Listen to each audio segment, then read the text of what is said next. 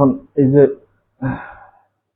শিয়ার ওয়াল হিসেবে বা কাপলিং বিম হিসেবে আমরা ডিফাইন করছি আর কি, সফটওয়্যারকে বুঝাই মানে সফটওয়্যারের সাথে পরিচিতি পর্ব শেষ আর কি। সফটওয়্যার এখন বুঝতে চাই কে কি আর এখন কে কিভাবে আচরণ করবে, কে কি এরকম বিহেভ করবে, এটা ঠিক করে দেওয়ার জন্য আমাদেরকে ওয়াল ওয়াল একটা শেল এলিমেন্ট এটার যে 6টা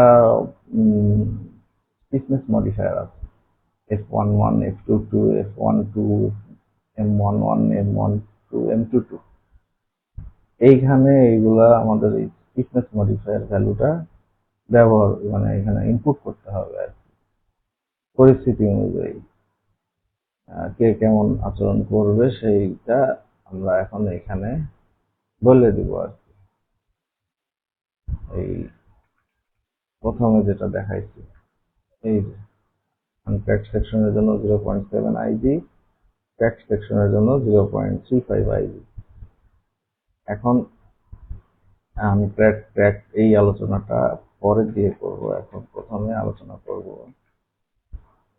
যে এই 6টা যে স্ট্রেস স্টিফনেস মডিফায়ার বা স্টিফনেস মডিফায়ার এগুলো নিয়ে আলোচনা করবো, এগুলো একটু হালকা পরিচিতি পর্ব করি। সেটা হলো যে ইট্যাপস কিভাবে কোনটা চিন্তা করি। ইট্যাপস মানে এটা শেল এলিমেন্টের দুই ধরনের স্টিফনেস মডিফায়ার আছে, একটা হলো ইনপ্লেন স্টিফনেস মডিফায়ার আর আউটপ্লেন স্টিফনেস মডিফায়ার। তো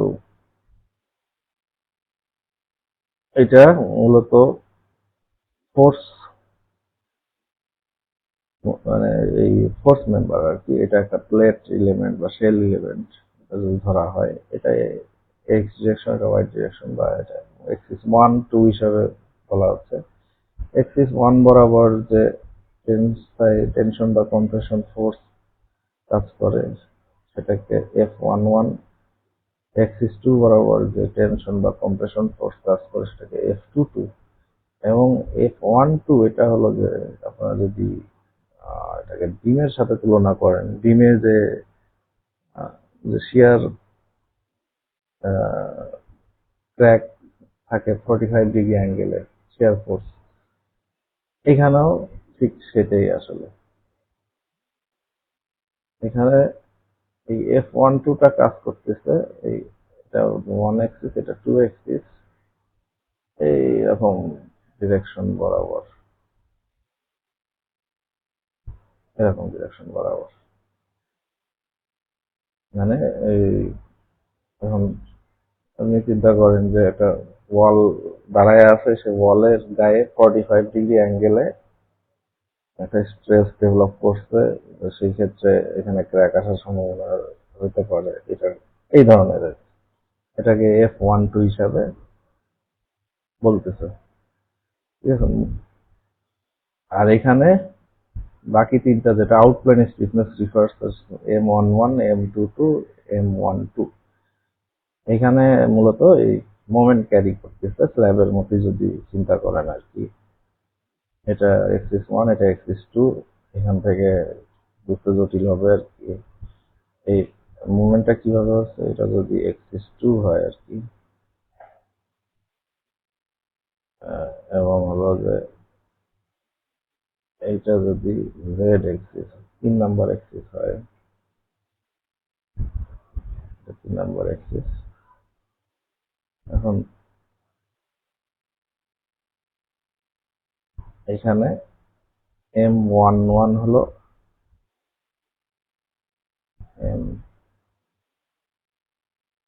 M11, খেয়াল করেন বিষয়টা আর কি, তাহলে ক্লিয়ার হয়ে যাবে। ধরেন এটা একটা শেল এলিমেন্ট আর কি, প্লেট বিবেচনা করতে পারেন। এটা এক্স অ্যাক্সিস, এটা ওয়াই অ্যাক্সিস, এটা 1 2 3, 3 মানে জেড। তাহলে M11 এর বিহেভিয়ারটা মানে এরকম হবে, ইন্টারপ্রিটেশনটা এরকম হবে যে আপনি এখানে দাঁড়ায় আছেন, এটা 2 অ্যাক্সিস, এই 2 অ্যাক্সিস কে সেন্টার ধরে জেড অ্যাক্সিস থেকে ওয়ান এক্সিস পর্যন্ত যে রোটেশনটা হবে যে মোমেন্টের কারণে, এটাই হবে M11। ঠিক আছে, সিমিলারলি এখানে এক্সিস টু, এইদিকে হলো এক্সিস ওয়ান, এটা হলো টি যদি হয়, এখানকার মোমেন্টটা কেমন হবে, যে এই ওয়ান এক্সিসকে সেন্টার ধরে থ্রি এক্সিস থেকে টু এক্সিসের দিকে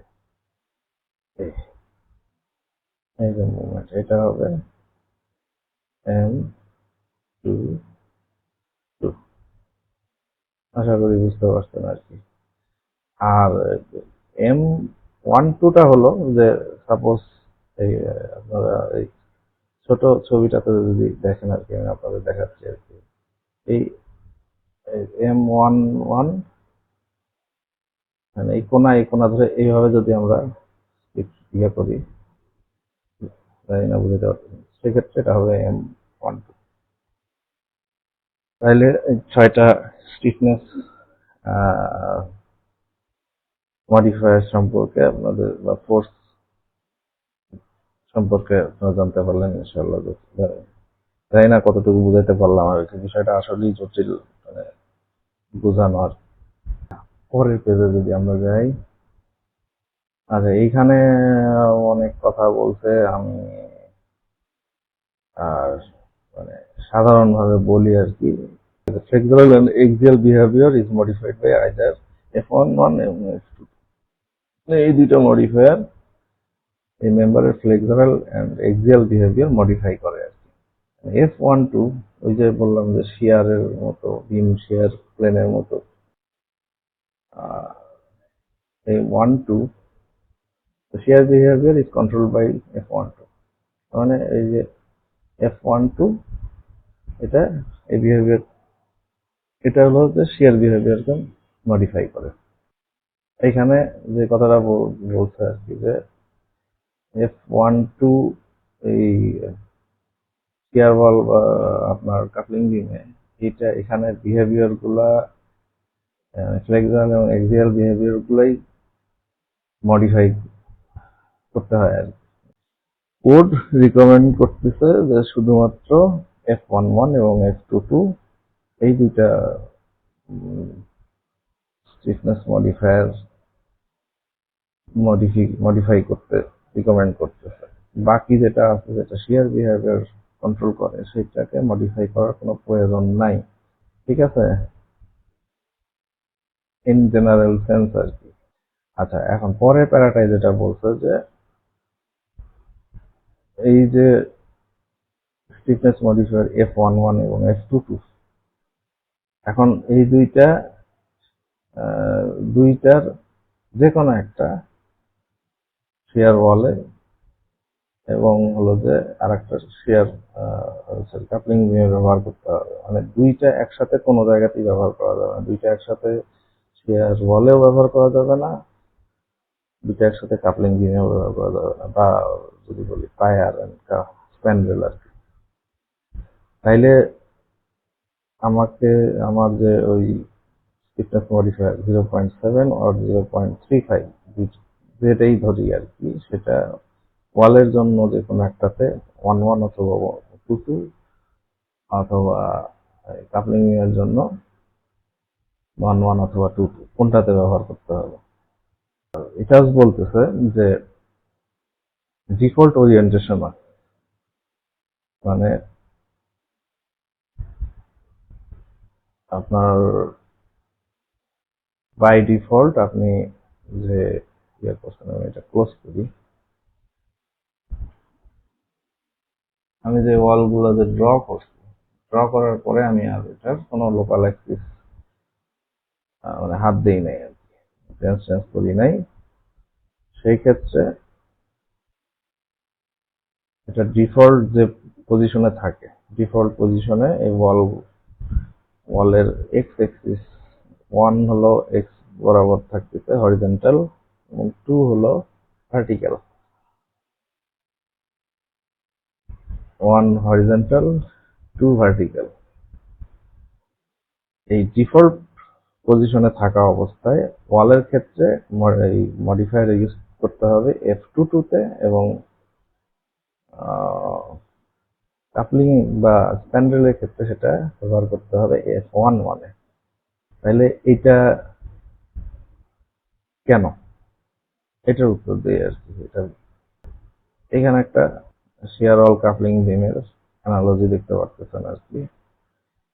এপাশ থেকে এই বলতে আর্টওয়ার্ক লোড আসতেছে এবং ওয়ালটা এই বরাবর পজিটিভ এক্স ডিরেকশনে ডিফর্ম হচ্ছে আর কি। এখানে মোমেন্ট এই দুইটা ওয়াল যদি একটা কাপলিং বিম দ্বারা কাপড় থাকে তাহলে এটা এই যে এই বরাবর কম্প্রেশন ফোর্স জেনারেট করতেছে, এই বরাবর টেনশন ফোর্স জেনারেট করতেছে। মোমেন্টটা এখানে দেওয়া আছে। টেনশন মানে উপরের দিকে টেনশন ফোর্স জেনারেট করতে একটা সময় দেখা যাচ্ছে যে এখানে এই ওয়ালের সেলফ ওয়েট বা ডেড লোড ক্রস করেও যখন এই লোডটা আরো বেশি হবে তখন একটা সময় এখানে এই বরাবর এই ক্র্যাক হচ্ছে আর কি, ক্র্যাক হচ্ছে। তাহলে এই বরাবর যেহেতু ক্র্যাক হচ্ছে, এই যে ফোর্স মেম্বারটা কোন ডিরেকশন বরাবর, এই ওয়ালের উপরের দিকে, নিচ থেকে উপরের দিকে আর কি। আমরা লোকাল অ্যাক্সিস যদি দেখি, এই যে তাহলে এই ওয়ালের এই বরাবর হলো যে আমাকে স্টিফনেস মডিফায়ার ব্যবহার করতে হবে ওয়ালের জন্য আর কি। ওয়াল সবগুলা ওয়ালই একই। তাহলে এইটা লোকাল অ্যাক্সিস কত number local Axis? 2 number local Axis. তাহলে ওয়ালের ক্ষেত্রে F22 তে আমাদের এই স্টিফনেস মডিফায়ার ব্যবহার করতে হবে। এখন এই অংশটুকু আমরা এখন দেখি। এই অংশটুকু এখানে নিয়ে আসা হয়েছে। তো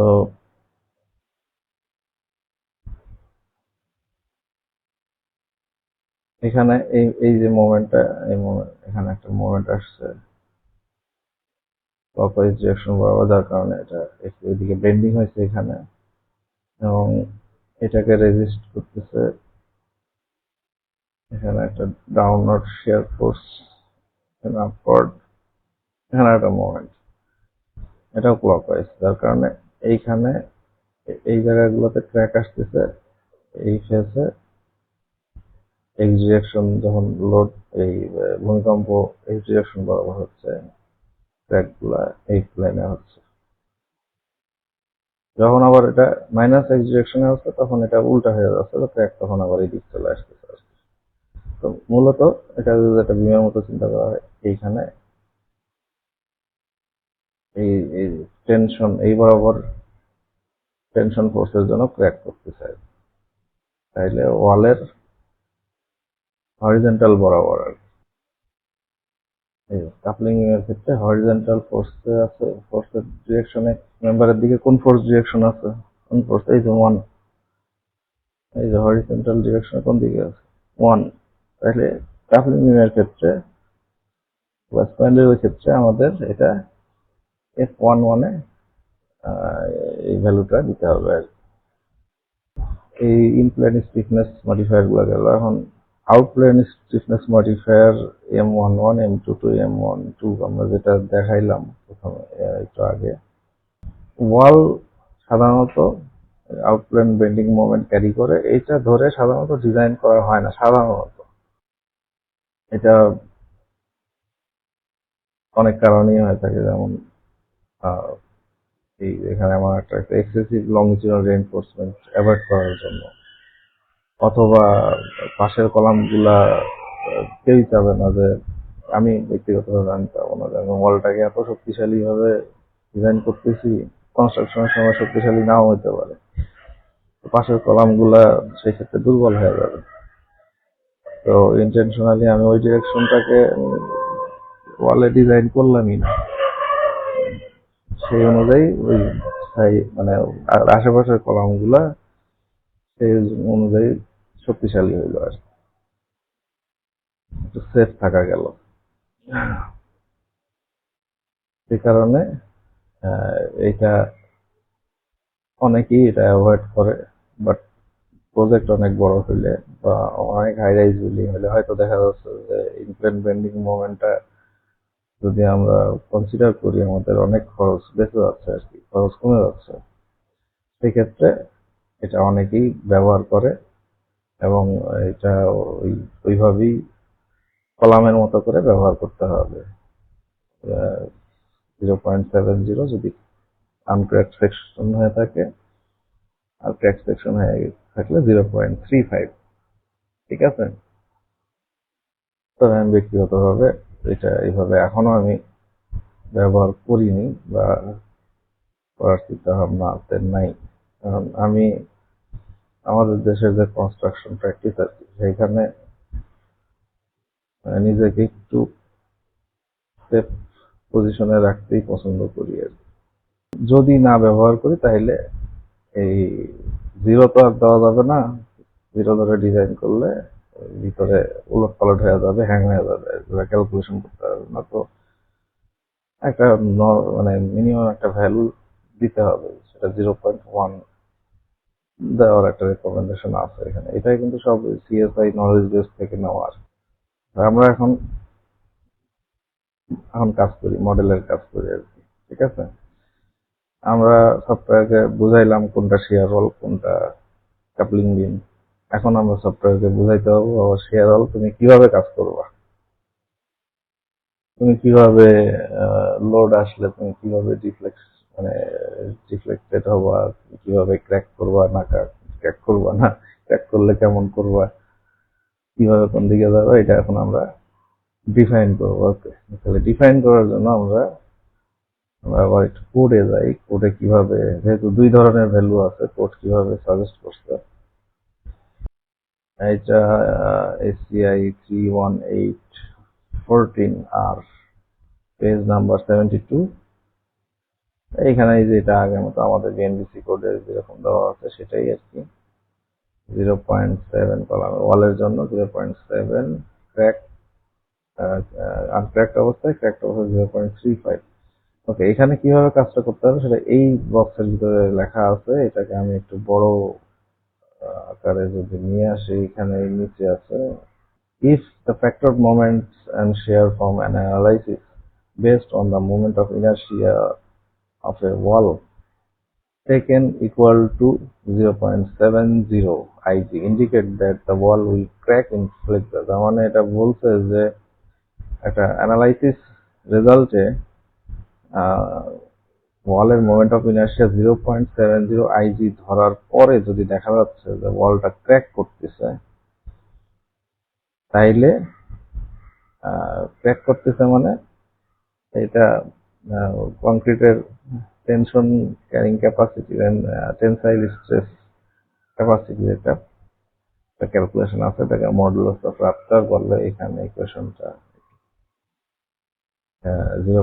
এটা নিউটন মিলিমিটার ইউনিটে 0.62 lambda root over a prime C. A prime C এর ভ্যালুটা দিতে হবে এমপিএ তে। ল্যামডার ভ্যালু 1 নর্মাল ওয়েট কংক্রিটের জন্য। এইটা সাধারণত 10% থেকে 15% কম্প্রেসিভ স্ট্রেংথের থেকে 10-15% এর ভিতরেই হয়ে থাকে।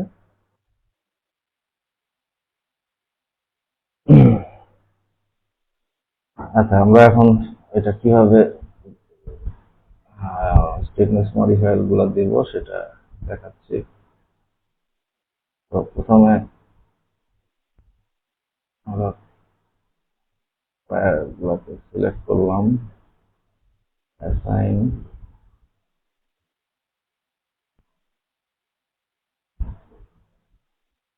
শেল। যেহেতু কোডে আমাদের বলে দেওয়া আছে প্রথমে আমরা কাজ শুরু করবো 0.70 দিয়ে, তারপরে আমরা দেখবো যে সেটা ক্র্যাক হচ্ছে কি না হচ্ছে। ক্র্যাক হচ্ছে কি না হচ্ছে সেটা বোঝার জন্য আমরা মডুলাস অফ রাপচারের ভ্যালু চেক করবো যে টেনশন ফোর্স এটা মডুলাস অফ রাপচারকে এক্সিড করে যাচ্ছে কিনা আর কি। আচ্ছা, তাইলে আমরা এটা পায়ার সিলেক্ট করছি, পায়ারের জন্য আমরা মডিফায়ার দিব 0.7 F22 ডিরেকশন বরাবর, F1 মনে হাত দেবো না, F1 টু তেমন আছে তেমন, মোমেন্ট আউটপ্লেন বেন্ডিং মোমেন্ট যেহেতু আমরা কনসিডার করতেছি না, আমরা সবগুলো 0.1 ধরে বের হয়ে আসবো লাই। ওকে, আচ্ছা এখন আমরা স্প্যান্ডেল গুলোকে সিলেক্ট করবো, স্প্যান্ডেল লেভেল, এবং স্প্যান্ডেল সিলেক্ট করে অ্যাসাইন শেল স্টিফনেস মডিফায়ার, স্প্যান্ডেলের ভ্যালু দিব আমরা F1,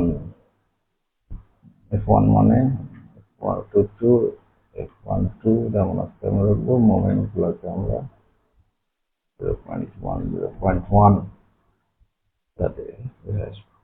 ওকে, আমরা স্টিফনেস মডিফায়ার অ্যাপ্লাই করলাম। আচ্ছা, অ্যাপ্লাই করার পর এখন আমরা load pattern, load case, load combination এগুলো করে রাখছি। লোড কেস গুলো দেখবো শর্ট করার জন্য, এই লোড কেস গুলা রাখবো না, এগুলা পরবর্তী কন্ট্রাক্টটা আসবে উইন্ড অ্যানালাইসিস ও এমডিসি কোড অনুযায়ী কেমন উইন্ড অ্যাপ্লাই করবো সেটা আলোচনাটা আরো দীর্ঘ হবে, প্রচুর আলোচনা আছে উইন্ড অ্যানালাইসিস, এটা আমরা ডু নট রান দেওয়াই। ওকে, আমরা কম্বিনেশন গুলো একটু দেখি, এরপরে রান দেব।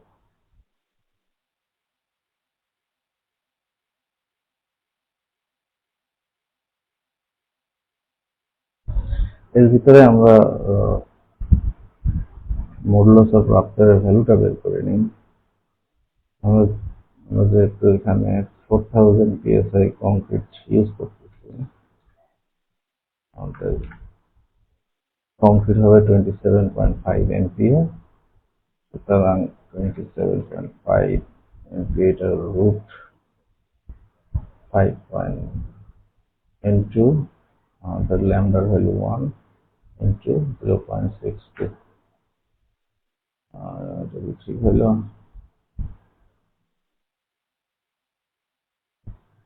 3.25।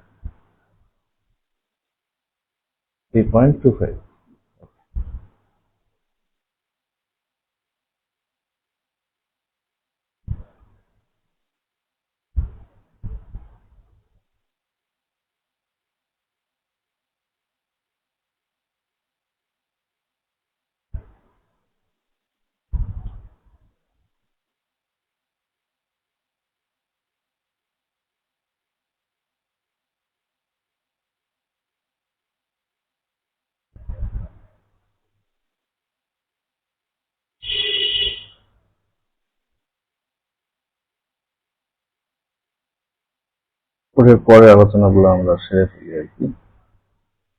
তাহলে যদি আমরা দেখি যে ক্র্যাক করছে, মডুলাস অফ রাপ্টারের থেকে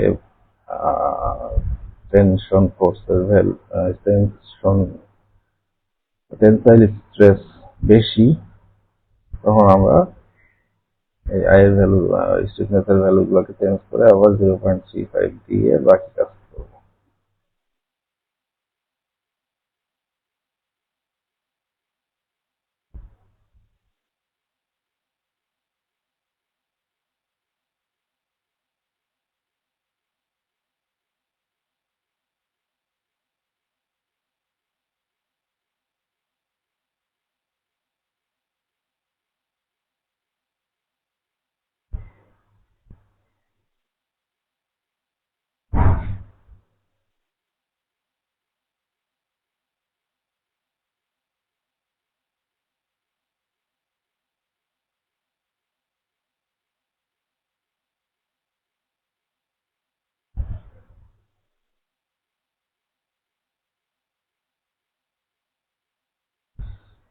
আচ্ছা,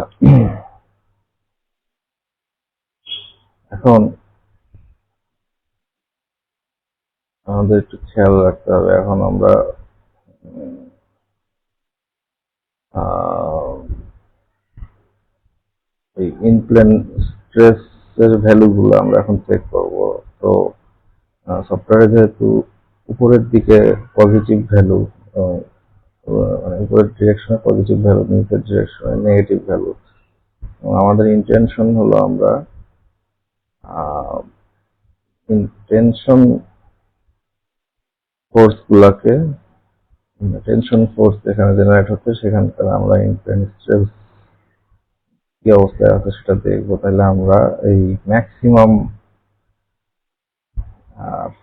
ম্যাক্সিমাম স্ট্রেস কোথায় আছে এটা আমরা দেখার চেষ্টা করবো। আর তাইলে আমরা এই টেস্টে যাই, এখানে যে ডিসপ্লে ফোর্স আর স্ট্রেস ডায়াগ্রাম, আমাদের আমরা এখানে যাবো শেল স্ট্রেসেস আর ফোর্সেস। ঠিক আছে, এখন আমাদের এটা এক্স ডিরেকশন বরাবর এই লোড কেসটাই ব্যবহার করব, কারণ শুধুমাত্র, সরি এটা না, কিউ এক্স এটা সাইজমিক লোড ডিফাইন করা হয়েছে এবং ডেড লোড সহকারে। কি জন্য যে এর উপরে মানে আর্টওয়ার্ক হিট করলে সেটা সেখানে তো ডেড লোড থাকবেই, সুতরাং আমরা এই কেসগুলাকেই এগেইনস্টে আমরা এটা চেক করবো আর কি। আচ্ছা, শেল স্ট্রেসেস, ওই যেটা বললাম আমরা শেল স্ট্রেসেস আমরা ম্যাক্সিমামটা দেখবো আর কি। আমাদের যেহেতু টেনশন ফোর্সের এগেইনস্টে আমরা স্ট্রেস গুলো দেখবো, এবং ফায়ারের ক্ষেত্রে বা শিয়ার রোলের ক্ষেত্রে S22, যে আমরা মডিফায়ার কোন ডিরেকশনে অ্যাপ্লাই করছি F22 তে, আমাদের রেজাল্ট দেখবো আমরা S22 ডিরেকশনে। ভ্যালু গুলা এইভাবে দেখার জন্য চেক করে দেওয়া যেতে পারে। এবং যেহেতু আমাদের ভ্যালু আসছে 3.25 মিনিমাম, 3.25 মিনিমাম, এটা আমরা একই রেঞ্জের দিব। Option display, option graphics colour out, maximum minimum.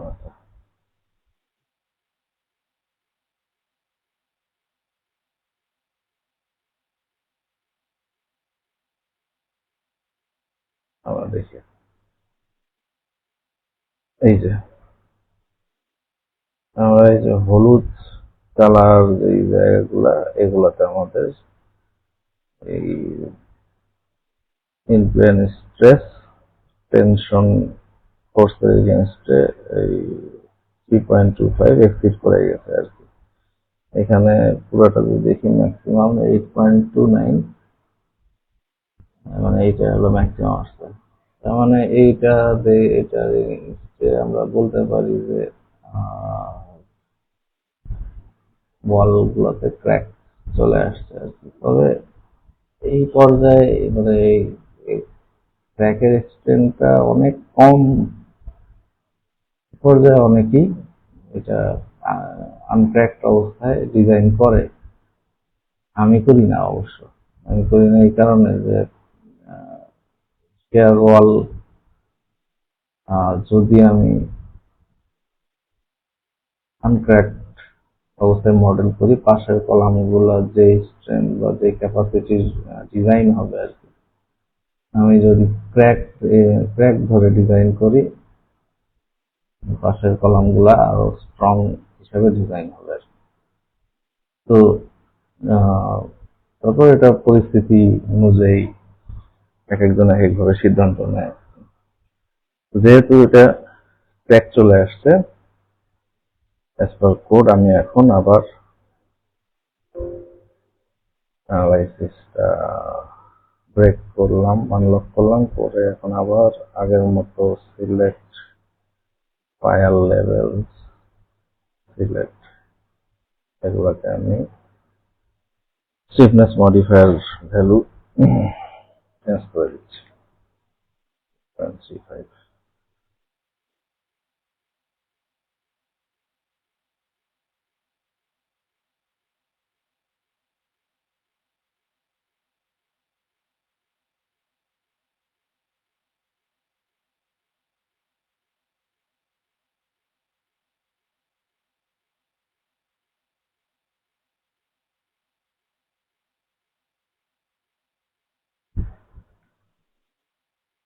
এই তো,